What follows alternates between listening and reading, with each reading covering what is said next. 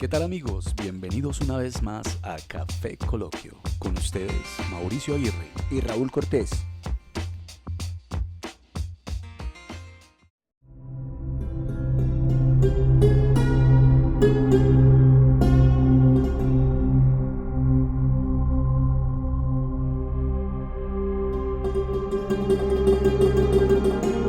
Para el viento, una cometa. Para el lienzo, un pincel. Para la siesta, una hamaca. Para el alma, un pastel. Para el silencio, una palabra. Para la oreja, un caracol. Un columpio para la infancia. Y al oído, un caracol. Para la guerra, nada. Para el sol, un caleidoscopio. Un poema para el mar. Para el fuego, una guitarra y mi voz para cantar. Para el verano, bicicletas y burbujas de jabón. Un abrazo para la risa. Para la vida, una canción. Para la guerra, nada.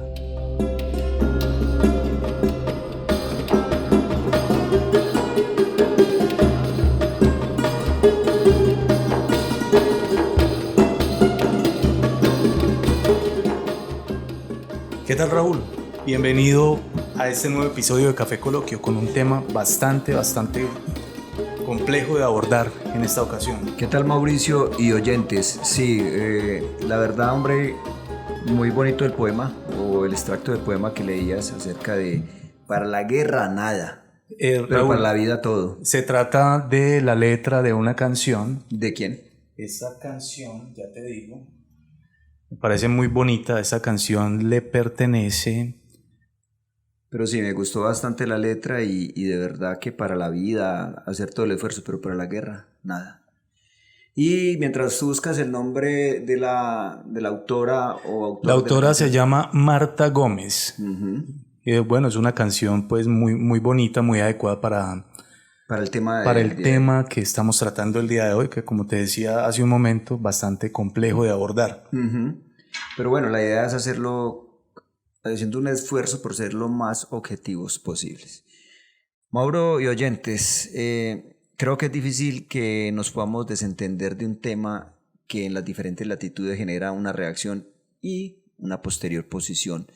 Y me refiero al conflicto israelí-palestino, que suscita dolor, suscita tristeza, suscita rabia, desaprobación, en algunos otros aprobación y un sinnúmero de actitudes frente a este hecho. Pero es que ya es un tema de actualidad porque lo que está sucediendo en esta guerra es bastante difícil, bastante duro para estos dos pueblos.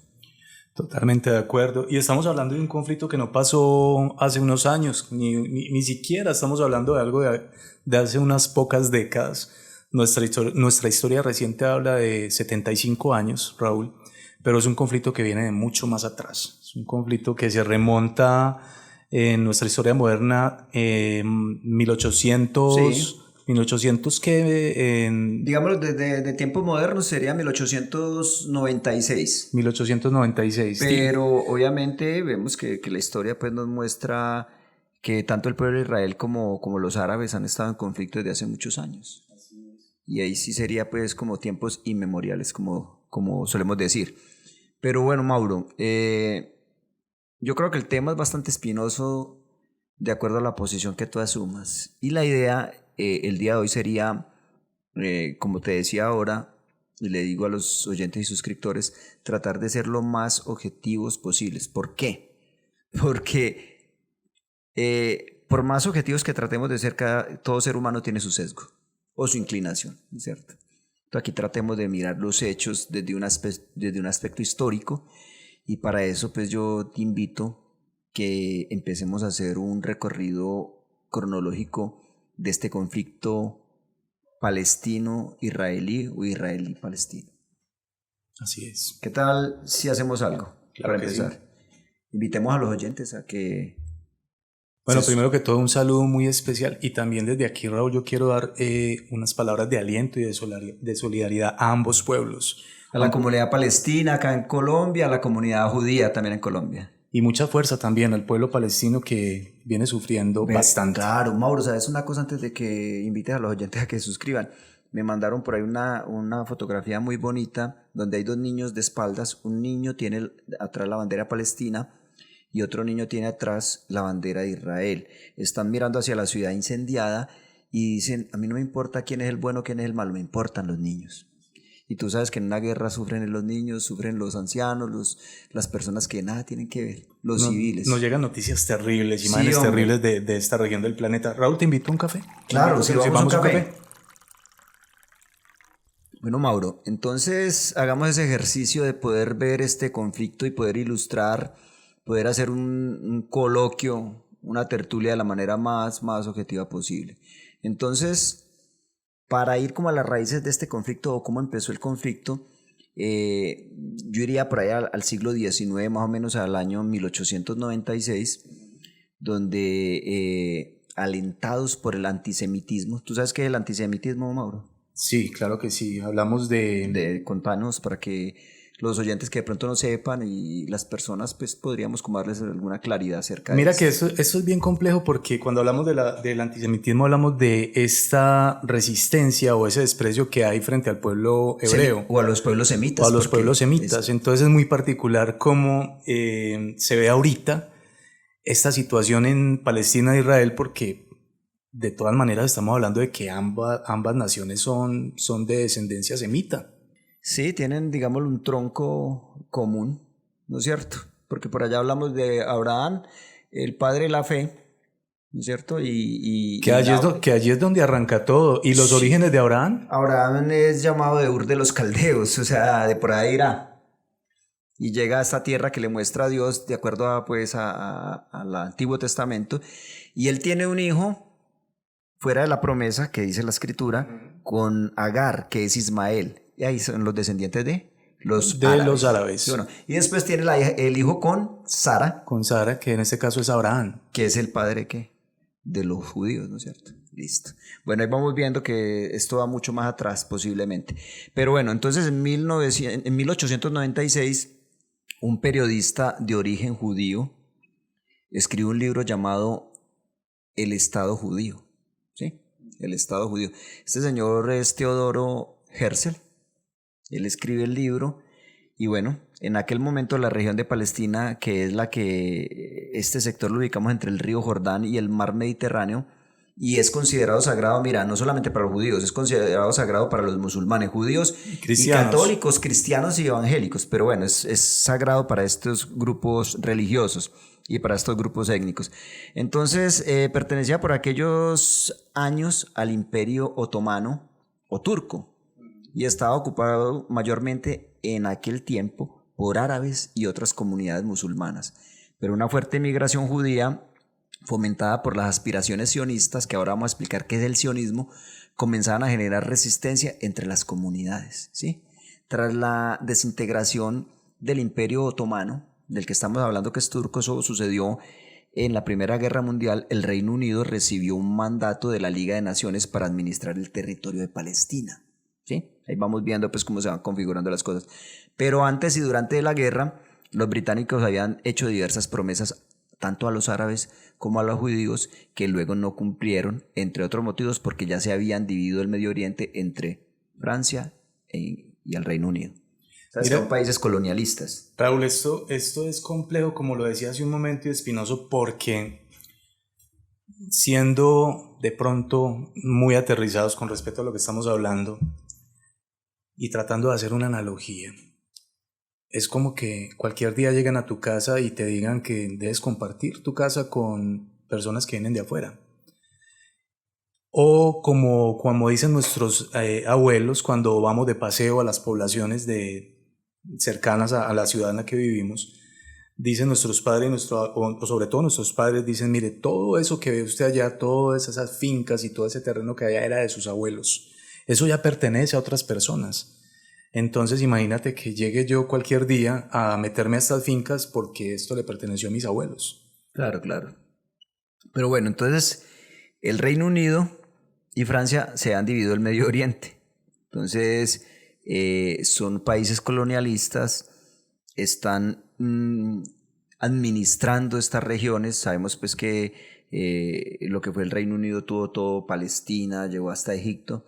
y Francia con Libia, Argelia. Bueno, ya Argelia estamos viajando pues a África y me estoy saliendo del contexto. Pero bueno, estos países colonialistas, estos dos, se dividieron esa región de Palestina. Entonces, esto provocó un clima de tensión entre los nacionalistas árabes y entre los sionistas, que desencadenó un enfrentamiento entre grupos paramilitares judíos y bandas árabes. Esto fue después de la Primera Guerra Mundial, que el Reino Unido estaba manejando estos territorios. Pero tras la Segunda Guerra Mundial y el holocausto que sufrieron los judíos, aumentó la presión por establecer un Estado judío. El plan original contemplaba la partición del territorio controlado por la potencia europea entre judíos y palestinos. Entonces lo que dice Inglaterra, como les había prometido tanto al uno como al otro, darles ese territorio, permitir que gobernaran ese territorio, la solución que les pareció como más viable a los británicos fue permitir que el territorio palestino fuera dividido entre árabes o palestinos y judíos. ¿Y aquí es en qué momento es donde se da esta famosa partición? Esa partición o esa manera de poder solucionar esa confrontación entre estos dos pueblos, o sea, como en 1917, 1920 empieza a gestarse eso. Entonces yo quisiera que miráramos también, como te decía ahora, acerca del sionismo. ¿Qué es el sionismo, Mauro? Es una ideología política que defiende la necesidad de crear un Estado para el pueblo judío y que desde sus orígenes, como lo decía al inicio, en el siglo XIX, ha sido fundamental para entender la historia reciente de Israel. ¿Qué pasó con esto? Que el movimiento fue fundado por un periodista astrohúngaro, digamos más bien un periodista austriaco, Theodor Herzl, y se constituyó tras su primera convención en 1897. Tras lograr su objetivo, ahí ya viajamos a 1948 con la creación del Estado israelí. Ha seguido muy presente en varios partidos políticos del país. El sionismo todavía sigue presente, es un movimiento político. No todos los de Israel son sionistas, que es lo que hay que entender. Podríamos decir que el actual mandato en Israel tiene una connotación sionista, sí, claro que sí. Pero entonces estamos hablando de la cronología, Mauro, y es que para ya 1948, recién se había terminado la Segunda Guerra Mundial. O sea, hacía como 2 años se había fundado la ONU. Estaba casi que recién fundada la ONU. Cuando Inglaterra se enreda con este asunto, porque le promete a los judíos, le promete también a los palestinos. Eso fue 2 años después. Sí. De su creación. Exacto. Entonces dice, no, Inglaterra o el Reino Unido se había enredado para dirimir ahí ese asunto y se lo pasó a la ONU. Mejor dicho, estaban enredados. Estaban muy enredados. Y le entregaron a la ONU. Ese problema a la ONU. Entonces en 1948, para ser más precisos, creo que fue en mayo de 1948, logra pues una votación el pueblo de Israel y es reconocido como Estado. Muy controvertida, por cierto. Claro que sí. Claro que sí. Entonces podríamos ver que Inglaterra les había hecho una propuesta a los judíos y dijo, listo, ustedes pueden fundar su nación, y les propuso un territorio en Uganda, un territorio, digamos, como baldíos, abandonados en Uganda. Ellos dijeron que no. Les propusieron también inclusive en la Guyana, acá en Sudamérica, y en Argentina. Y ellos dijeron que no, porque era y debía ser, de acuerdo a la tradición judía, en la tierra prometida. La tierra que Dios le había prometido al patriarca Abraham y a sus descendientes. Entonces ellos dijeron, no debe ser ni en Uganda, ni en Guyana, ni en Argentina, sino en Palestina.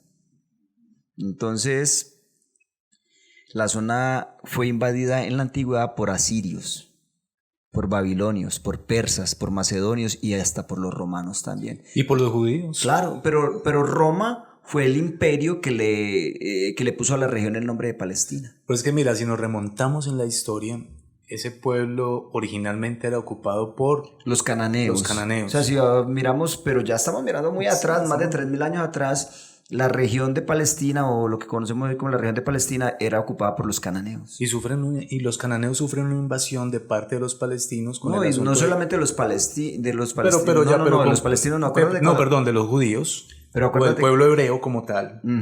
Pero acuérdate que estamos hablando de que mucho antes esta región fue invadida por los asirios, por los babilonios, por los persas, por los macedonios, por todos estos pueblos.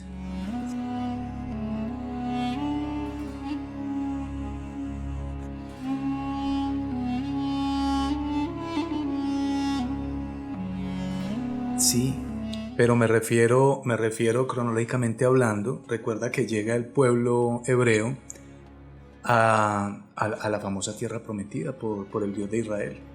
Claro, cuando ellos salen de Egipto. Se establecen allí y aquí también empieza todo esto que acabas de decir. Que incluso hay un movimiento de parte de todos los israelitas con este señor Nabucodonosor, cuando eso tiene un nombre, se le llama La diáspora. La diáspora fue la dispersión de los judíos y el cautiverio. ¿Tú te refieres al cautiverio? Claro, el cautiverio que lo podemos ver mucho o mucho más claro en el libro de Daniel. Y ya hay un regreso nuevamente, pero podemos decir que este terreno, este específico lugar del territorio palestino fue también invadido por este pueblo hebreo. Pues podría decirse, claro. En todo caso, Mauro, estamos pues en ese contexto de guerra, de poder establecerse el pueblo de Israel o el pueblo judío como una nación, pero también están los palestinos allí ocupando su terreno y también quieren establecerse como una nación. Entonces viene todo este asunto y la Segunda Guerra Mundial en 1933, cuando los nazis se toman pues Alemania, el Tercer Reich, y expulsan a muchos judíos, pues eso lo que hizo fue acelerar más la creación del Estado de Israel, porque muchos judíos sionistas de Ucrania y de Rusia empezaron a llegar a Palestina y a comprar territorios. Los compraban nomás, los palestinos lo vendían, ¿no es cierto?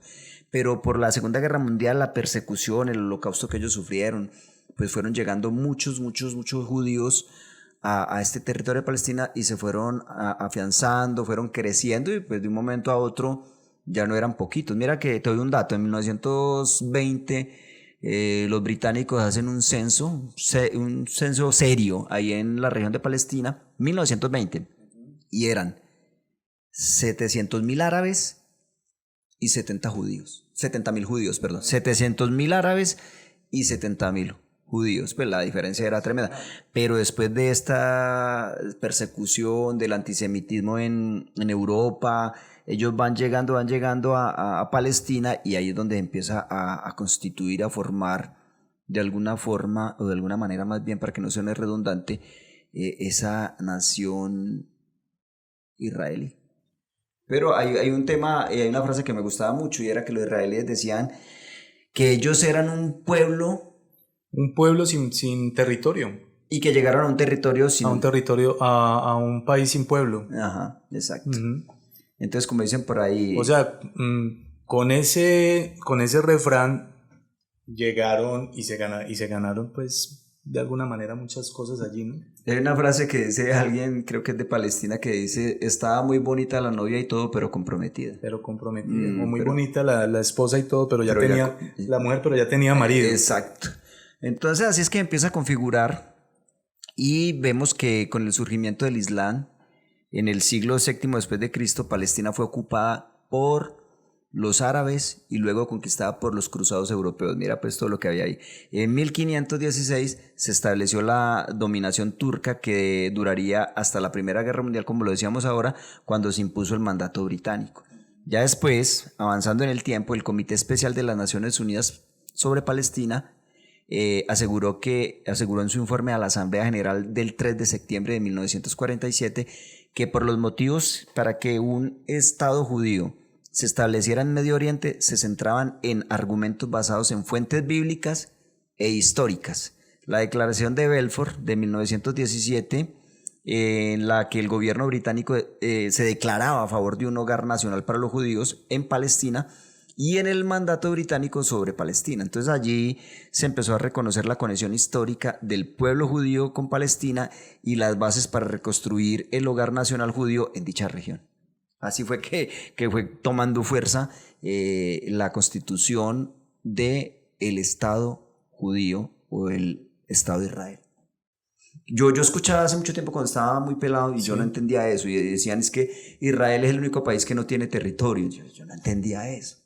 Ahora pues son más claras las cosas y es que ellos por tiempos inmemoriales, como estamos diciendo ahora, tomaron esa tierra porque pues su Dios les dijo que era la tierra prometida, estuvieron ahí, pero después de que la tomaron, los mismos judíos están de acuerdo que por su desobediencia fueron cautivos por muchos otros pueblos y se generó la diáspora que eran esparcidos y fueron esparcidos por todo el mundo, ¿cierto? Y otra vez volvieron a quedar fuera de ese territorio. Resulta que los judíos están en toda parte, ¿no es cierto? Aquí en Colombia te doy un dato que estoy viendo por ahí. Se dice que en Colombia hay 14.000 judíos. Colombia. Y en Sudamérica donde más hay judíos es en Argentina. Y son muy exitosos donde Sí, llegan. claro, ellos son muy buenos para los negocios y todo. Pero bueno, volviendo al tema, ellos estaban dispersos por toda parte y lo que empiezan a hacer es volver otra vez a esa tierra que muchos milenios atrás le había pertenecido, pero ya estaba ocupada por otros. Entonces ahí es donde yo empecé a entender cómo es que Israel, que es una nación, pero cómo así que una nación sin territorio. Pues bueno, el territorio él lo fue ganando en la medida que los jóvenes emprendedores sionistas empezaron a comprar terrenos, propiedades en Palestina. Y lo hacían de una manera legal, normal. Sí, de una forma legal porque pues Palestina les vendía a ellos territorio. Y bueno, ellos hubo un momento en que hubo una alerta también de parte del pueblo palestino. Claro, porque deben de vender tanto territorio que nos están invadiendo. Bueno, y ellos empiezan a hacer los famosos kibbutz. ¿Has oído hablar de los kibbutz? Sí, señor. ¿Sabes qué son? Explícanos. Son unas comunidades rurales, granjas, donde pueden vivir unos 100 o más, dependiendo del tamaño del kibú, judíos, donde trabajan la tierra, donde hacen sus casas, donde viven como en comunidad. Es más, te comento algo, los kibús inicialmente, y creo que todavía hoy, son de corte socialista. Manejan un pensamiento comunitario donde todos trabajan en equipo, donde producen y ponen a producir la tierra, donde se generan ganancias y son distribuidas equitativamente. Estos kibbutz todavía existen y de hecho te comento algo, leía por ahí de la BBC un reportaje que le hacían a algunos judíos de estos kibbutz y no estaban de acuerdo con el Estado de Israel. Algunos, no estoy diciendo que todos. Lastimosamente fueron atacados por este grupo terrorista Hamas y mataron a muchas personas en los kibbutz que estaban cerca allá a la Franja de Gaza. Entonces así se fue constituyendo pues este pueblo de Israel y entonces cuando en el 48 en la ONU ellos logran pues esta votación y son reconocidos como Estado, inmediatamente ellos declaran la independencia y ahí es donde empieza la guerra que está entre las 4 principales guerras de Israel y es que se llamó la Guerra de la Independencia. Esa guerra empezó en 1948 y terminó en 1949. Duró 1 año y 2 meses. Aquí podríamos decir que hubo un error de cálculo de parte de los palestinos al no declarar también su independencia. Claro, le salió adelante Israel. Pero es que Raúl, vuelvo a la analogía que te hablaba hace un momento, donde, bueno, entonces me meten aquí una gente a mi casa y ellos declaran la independencia en la mitad de la casa y pues yo rápidamente tengo que declarar la independencia en la otra mitad para poder que no haya más conflicto. Para que no te saquen de la casa. Sí, podría ser una analogía que estás haciendo con respecto a eso. Esa primera guerra de la que estás hablando, esa guerra... La guerra de independencia fue llamada. La guerra de independencia fue una guerra que llevó al pueblo palestino, de parte del pueblo israelí, a perder mucho más territorio. Porque es que mira que cuando hablabas de esta división, es que todo empieza de un principio mal, Raúl. Hablaban de que al Estado de Israel iban a dar un 55% del territorio. Del territorio, claro, y el 45% para los palestinos. O sea, empezamos mal desde un principio. Pero bueno, empieza esa guerra de independencia en 1948 y dura hasta el 49, como te decía ahora, duró 1 año y 2 meses. Después, en 1956, se da la Guerra del Suez, que fue en 1956, y ahí en la Guerra de la Independencia, Israel tuvo que pelear como con 3 países árabes, ¿cierto? Creo que entre ellos estaba Egipto, estaba, no sé si era Libia, pero bueno, varios países se fueron en contra de Israel, ¿no? Sí, Israel gana y no obstante se apodera de más territorio del que había sido asignado en la ONU. Entonces la guerra del Suez fue en 1956, después se dio la guerra de los 6 días, que fue en 1967, y ahí fue donde arrinconaron prácticamente a los palestinos, a Cisjordania y a la Franja de Gaza. O sea, ya el territorio quedó cada vez más reducido. Pero hubo algo, Mauro, que es muy determinante, y es que en la guerra del Suez, donde estos países árabes que se unieron y dijeron que iban a acabar con Israel, les dijeron a los mismos palestinos que huyeran de ahí porque iban a acabar con todo. Los palestinos hicieron caso y quedaron muy poquitos allí. Ya cuando Israel gana, pues queda más reducido el territorio para Palestina. Y después viene la guerra de Yom Kippur, que fue en 1973. Ese Yom Kippur es una celebración judía muy importante, que es el día de la expiación o el perdón. Y ese día estos países atacaron a Israel, y una confrontación muy, muy, muy fuerte. Y fue muy determinante también para que los judíos siguieran en su territorio y los palestinos cada vez más reducidos en su territorio. Tremendo. Raúl, siguiendo el tema, y yo sé que es un tema delicado, y vuelvo y repito lo que he dicho en otras ocasiones, la idea no es herir susceptibilidades, pero sí tenemos que hablar las cosas como son. En el momento en que se genera esta independencia del pueblo de Israel, y que de alguna manera arbitraria se le quita el territorio a un pueblo establecido como el pueblo palestino, se puede visualizar lo siguiente, y recordamos, por ejemplo, la famosa historia de David y Goliat, donde este hombre, David, que perteneció al pueblo hebreo, se enfrenta a este gran gigante. Al filisteo, precisamente, ahí vienen los palestinos. Al filisteo, precisamente. Ahorita estamos viendo todo lo contrario, estamos viendo... Tal vez se invirtieron los papeles. Se invirtieron los papeles, estamos viendo un David contra un Goliat, y ese Goliat lo representa Israel. Bueno, es que hay que ver algo también, y que hay que ver de parte y parte. Para que haya una guerra o una confrontación tienen que haber dos partes, ¿no es cierto? Pero sí, el pueblo de Palestina sí está acorralado, porque ahí viene un tema que me parece muy, muy lamentable, y es que Israel le puede cortar el suministro de agua, de electricidad y de gas allá a la Franja de Gaza. De hecho, la población de la Franja de Gaza depende de las donaciones de algunas organizaciones que velan por ellos y por los alimentos y por lo que ellos necesitan de primera necesidad, pero es un pueblo que está completamente empobrecido.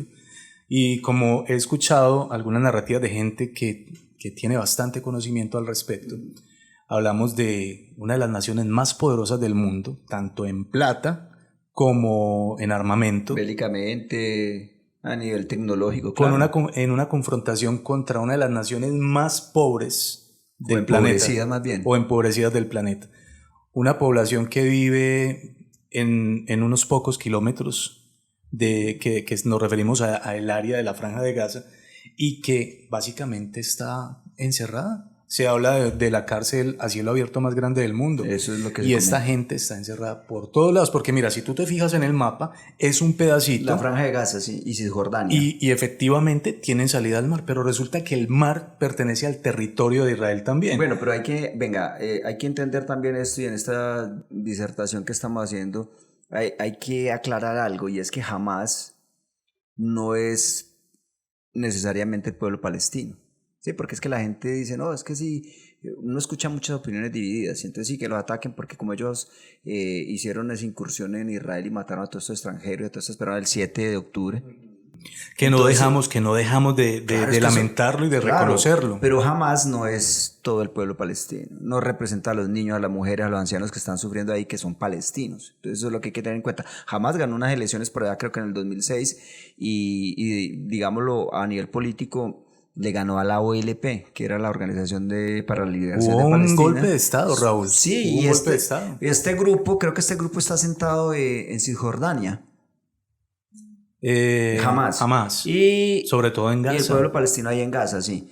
En todo caso, para tratar de ser objetivos, miremos cuáles son las diferencias que parecen irreconciliables entre estos dos pueblos. Entonces yo diría que primero que todo está Jerusalén, porque Israel reclama soberanía sobre la ciudad. O sea, esta ciudad es sagrada para judíos, musulmanes y cristianos. Y Israel asegura que es su capital tras tomar Jerusalén en la guerra de 1967. Eso no es reconocido internacionalmente. Y los palestinos quieren que Jerusalén Oriental sea su capital. Entonces ahí ya hay otro punto, pues. El otro aspecto que parecería que es como irreconciliable es la frontera hacia el terreno. Entonces los palestinos demandan que su futuro estado, porque ha sido reconocido como un estado observador por la ONU, los palestinos, ellos demandan que su futuro estado se conforme de acuerdo a los límites previos al 4 de junio de 1967. Que finalmente están... Que hablamos del 55% del finalmente aceptarían el 45%. Exacto, sí. Y entonces ese es otro punto ahí como irreconciliable. El otro aspecto es los asentamientos. ¿Qué son los asentamientos, Mauro y oyentes? Pues mira, básicamente el Estado de Israel lo que hace es que agarra a algunos de sus conciudadanos y los pone en determinadas partes de lo que es Palestina, y esta gente llega allí, hace su casa y reclama ese terreno como terreno de Israel. O sea, son viviendas, como tú lo dices, son ocupadas viviendas de una manera ilegales de acuerdo al derecho internacional, construidas por el gobierno israelí en los territorios ocupados por Israel tras la guerra de 1967, que esa fue la llamada Guerra de los 6 días. Ya finalmente lo que hace Israel es que dice, bueno, allá hay ciudadanos míos, entonces eso también me pertenece. Exacto, entonces estos asentamientos están en Cisjordania y en Jerusalén Oriental. Acuérdate que Jerusalén fue dividida ahí por los dos pueblos, ¿cierto? Fue dividida y supuestamente no queda en manos de ninguno de los dos. Pero hay una parte que es Jerusalén Oriental y Jerusalén Occidental. Jerusalén Occidental para los judíos, Jerusalén Oriental para los palestinos. Entonces, ahí está pues el otro como punto que uno podría decir que es irreconciliable, ¿no es cierto? Se dice que en estos territorios hay más de 500,000 de colonos judíos, pues con estos asentamientos ilegales. Y el otro punto es los refugiados palestinos. ¿Cuántos refugiados son? Se dice pues que hay en otros países. De acuerdo a la OLP, que es la Organización de Liberación para Palestina, dice que son 10.6 millones, de los cuales casi la mitad están registrados en la ONU. Los palestinos sostienen que los refugiados tienen el derecho de regresar a lo que hoy es Israel, pero para Israel abrir la puerta destruiría su identidad como Estado judío. Entonces mira que ahí son los 4 puntos que podríamos expresar que son como casi que irreconciliables. Y yo quisiera compartir con vos, Mauro, y con los oyentes un estudio que hizo la ONU de verificación con respecto a este tema, y es que la ocupación de los territorios palestinos por Israel y la discriminación hacia la población palestina son las causas principales de las tensiones recurrentes y de la inestabilidad, según una comisión de investigación encargada por el Consejo de Derechos Humanos de la ONU. Dicen que es eso. Que quede subrayado y resaltado. Estamos hablando de la ocupación y de el menosprecio, Sí. Que son las causas principales, es esa, la discriminación hacia la población palestina. La discriminación es la palabra como pero tal. Resulta que Israel, que se negó a cooperar con la comisión que iba a investigar esto, consideró que el informe, abro comillas, que el informe es parcial y está sesgado, descalificado por su odio hacia el Estado de Israel y basado en una larga serie de informes parciales y sesgados, cierro comillas, según un comunicado de su ministro de Relaciones Exteriores de Israel. Entonces, abro aquí comillas, las conclusiones y recomendaciones relacionadas con las causas profundas de este conflicto señalan en su inmensa mayoría a Israel, lo que analizamos como un indicador de la naturaleza asimétrica del conflicto y la realidad de un Estado que ocupa a otro Estado. Cierro comillas. Escribe la presidenta de la comisión, la sudafricana y ex alta comisionada para los derechos humanos, Navaneden Pillay. Tremendo. Entonces, Mauro, para ir cerrando, porque pues, el tema no somos politólogos, pero tenemos pues una posición frente a esto y estuvimos investigando históricamente y bueno, queremos como hacer este coloquio acerca de esto. En este cierre del podcast podríamos preguntarnos qué tendría que ocurrir para que haya una oportunidad de paz duradera en Palestina. quisiera compartirte 3 aspectos, y es que para que haya esa paz duradera ahí en Palestina, tendría que ser que los israelíes apoyaran y tuvieran en cuenta el Estado soberano para los palestinos, que incluya a Hamas, levantar el bloqueo a Gaza y las restricciones de movimiento en Cisjordania y Jerusalén Oriental, que tú sabes que ellos han restringido el movimiento, han cerrado todos los suministros. Listo, ese sería un punto. Los grupos palestinos deberían renunciar a la violencia y reconocer al Estado de Israel. Ese sería otro punto. Y se tendría que alcanzar acuerdos razonables en materia de fronteras, asentamientos judíos y retorno de refugiados. Tremendo, difícil pues que se lleguen a estos acuerdos. Yo, Raúl, sí quisiera decirte algo y también a nuestros oyentes, y es que aquí en Colombia, de donde transmitimos, somos un pueblo, y muchos de los colombianos somos un pueblo que cada vez que uno de sus hijos nace, un gran porcentaje de la población es bautizado bajo la fe cristiana. Fe que viene de este lugar, que tiene raíces en este lugar, a partir de el evangelio que nos trajeron por parte de Jesucristo y lo que dice la Biblia, ¿cierto? Son estos hijos que también han hecho lo que conocemos como la primera comunión, la confirmación y todo esto que tiene que ver con esta fe cristiana. Crecimos, Raúl, viendo las películas bíblicas en Semana Santa y apreciando y valorando mucho y sintiendo que se nos arrugaba el corazón cuando veíamos estas películas de Jesús, de José y del pueblo de Israel sometido en Egipto. Eso no nos debe impedir también ver la realidad que pasa con el pueblo palestino. Es un pueblo que está siendo atacado de una manera indiscriminada, es un pueblo que ha sido ultrajado, al que se le ha quitado territorio, y un pueblo al que no debemos dejar de mirar y de levantar nuestra voz para que cese la guerra, para que dejen de quitarle la vida a tantas personas inocentes.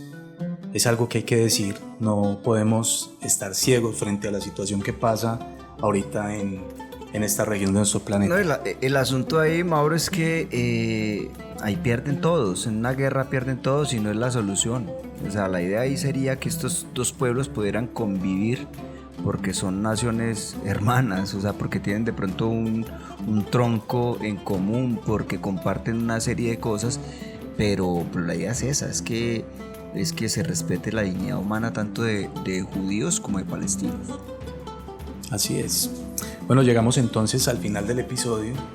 No olviden, por favor, suscribirse, no olviden darle a me gusta, nos ayuda mucho que puedan darle a me gusta a nuestros episodios, y tampoco no olviden compartirnos. Ya estamos en 616 suscriptores, esperamos poder cerrar el año con los 1000 suscriptores y continuar creciendo. Sí. Bueno, Raúl, nos escuchamos en un próximo episodio. Bueno, Mauro y oyentes, hasta pronto. Hasta pronto.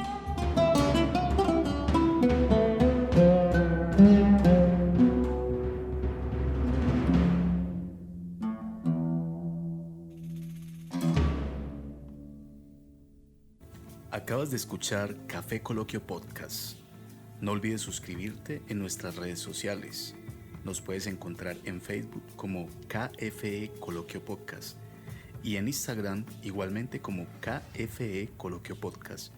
No olvides buscarnos también en YouTube y recuerda que estamos en las principales plataformas de streaming. Hasta un próximo episodio.